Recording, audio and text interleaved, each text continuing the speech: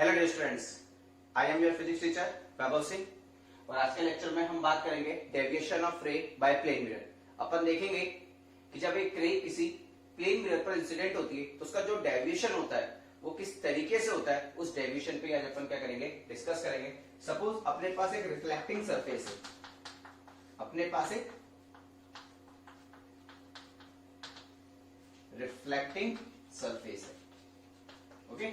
और इस reflecting surface पर एक रे इस तरीके से इंसिडेंट होती है और इसको अपन बोलते हैं इंसिडेंट रे। क्या बोलेंगे अपन इसको? Incident ray. मैंने आपको बोला है कि जब कोई रे किसी रिफ्लेक्टिंग सरफेस पर इंसिडेंट होती है तो सबसे पहले किसको ढूंढती है? नॉर्मल। और अपन ने बात की थी कि नॉर्मल एक हाइपोथेटिकल लाइन होती है जो हमेशा रिफ्लेक्टिंग सरफेस के साथ 90 डिग्री का एंगल ड्रॉ करती है और ये जो एंगल बनता है इसको अपन बोलते हैं angle of incidence. Angle of incidence, ठीक। अब जैसे रिफ्लेक्ट होती है, ठीक है ना, ठीक है ना, जैसे इंसिडेंट होती है, इंसिडेंट होते ही अब क्या होगा, इसका रिफ्लेक्शन होगा। और रिफ्लेक्शन कुछ इस तरीके से होता है कि जिस एंगल से आती है उसी एंगल से ये क्या जाती है, रिफ्लेक्ट होकर चली जाती है, जिसको अपन एक तरीके से क्या बोलते हैं, रिफ्लेक्टेड रे बोलते हैं। क्या बोलते हैं इसको अपन? Reflected ray. और ये अपने पास होता है एंगल ऑफ रिफ्लेक्शन। क्या बोलते हैं अपन इसको? Angle of reflection. It is angle of reflection, okay.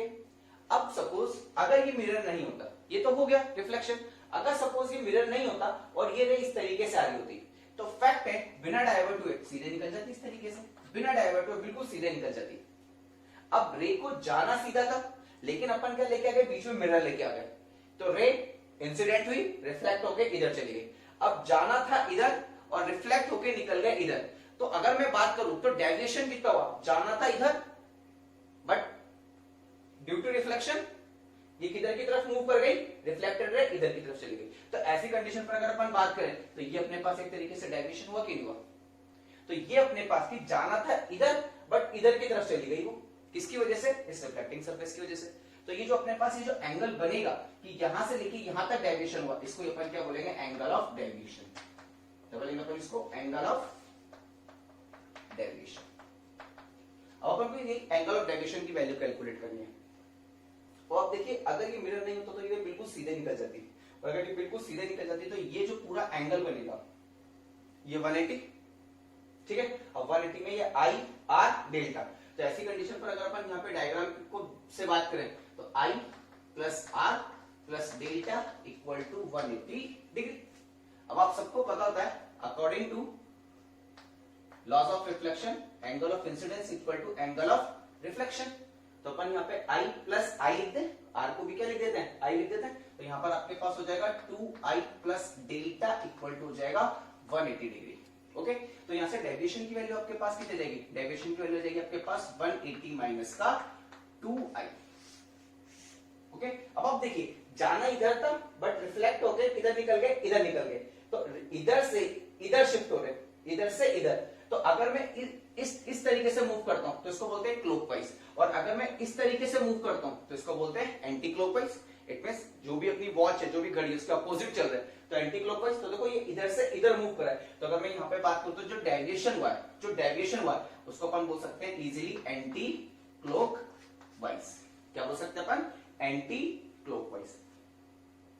आई बात सुनने तो, और यहीं पर अपन थोड़ा सा और आगे बढ़ते हैं और अगर अपन बात करते हैं graph between delta and I, deviation and angle of incidence के बीच में अपन क्या ड्रॉ करते हैं? ग्राफ ड्रॉ करते हैं। तो ऐसी कंडीशन पर आप देखना किस तरीके का ग्राफ बनेगा। ये मेरे पास डेविएशन, ये मेरे पास एंगल ऑफ इंसिडेंस आई। तो मेरे पास जो डेविएशन का फॉर्मूला देखो, ये डेल्टा इक्वल टू 180 माइनस का 2I। अब देखो अब I वैरी करेगा तो डेविएशन वैरी करेगा।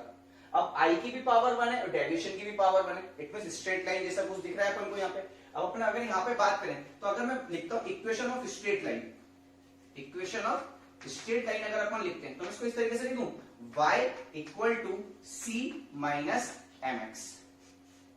लिख सकते हो इस तरीके से y इक्वल टू c। अब देखो यहाँ पे कांस्टेंट आ रहा है, इससे मैंने पहले c लिख दिया, माइनस 2I और ये हो जाएगा माइनस mi। तो कंपेयर कर दो, तो यहाँ पे अगर अपन कंपेयर करेंगे तो y की जगह डेल्टा ने ले ली और x की जगह किसने ले ली? एंगल ऑफ इंसिडेंस आई ने ले ली, ओके। तो ऐसी कंडीशन पे आप बहुत ध्यान से देखना। अगर मैं यहाँ पे बात करता हूं तो अब आप यहाँ पे ग्राफ ड्रॉ करते हैं अपन। ओके, अब सी की जगह मेरे पास कितना हो गया 180, सी की जगह कितना हो गया 180। ओके, तो सी की जगह मेरे पास यहाँ पे कितना हो गया 180। एम नॉर्मल एम की वैल्यू मेरे पास यहां से कितनी हो जाएगी, एम की वैल्यू हो जाएगी -2। ओके, एम की वैल्यू कितनी जाएगी, अगर आप चाहें तो इसको प्लस लेके लिख दें तो यहां से एम की वैल्यू अपने पास कितनी जाएगी -2। ओके, अब आप बहुत ध्यान से देखना कि जो एम होता है वो स्लोप को बताता है। एम किसको बताता है, नॉर्मली स्लोप को बताता है कि नॉर्मली जो भी स्ट्रेट लाइन आएगी उसका स्लोप किस तरीके से होगा, उस स्लोप को रिप्रेजेंट करता है। एक्स की जगह अपने पास कितना हो गया, एक्स की जगह अपने पास हो गया आई, और y की जगह अपने पास कितना हो गया डेविएशन डेल्टा। ओके, अब आप बहुत ध्यान से देखना, अगर मैं यहां पर i की वैल्यू π/2 पुट कर देता हूं, i की वैल्यू π/2, तो 2 से 2 cancel, pi means 180, 180 minus 180 0। It means जब अपने पास एंगल ऑफ इंसिडेंस π/2 होगा तब आपके पास डेविएशन की वैल्यू 0 होगी। ओके, और जब अपने पास डेविएशन, इसकी वैल्यू 180 पुट कर दो, 180 पुट करो यहाँ पे 180, तो 180 उधर जाके माइनस का 180 तो 0, और 2 0 के साथ जाएगा तो 0, तो angle of incidence 0। It means जब आपके पास डेविएशन कितना होगा 180 डिग्री होगा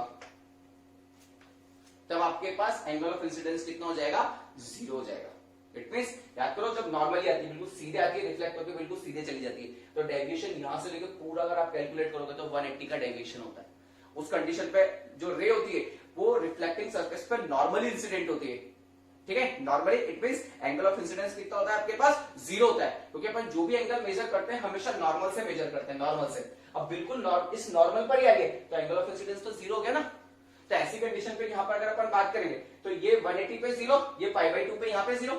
तो ऐसी कंडीशन पे अब स्ट्रेट लाइन, तो जो स्ट्रेट लाइन बनेगी वो किस तरीके से बनेगी, इन दोनों पॉइंट को इस तरीके से, और यहाँ पे m इक्वल टू आप लोगों के पास कितना जाएगा -2 मतलब स्लोप गिरता हुआ बनेगा अपने पास। आई नहीं बस में, तो इस तरीके से अपन एंगल ऑफ डेविएशन पे क्या करते हैं, नॉर्मली लाइट के डेविएशन पे अपन बात करते हैं। जल्दी से देखो इसको एक बार,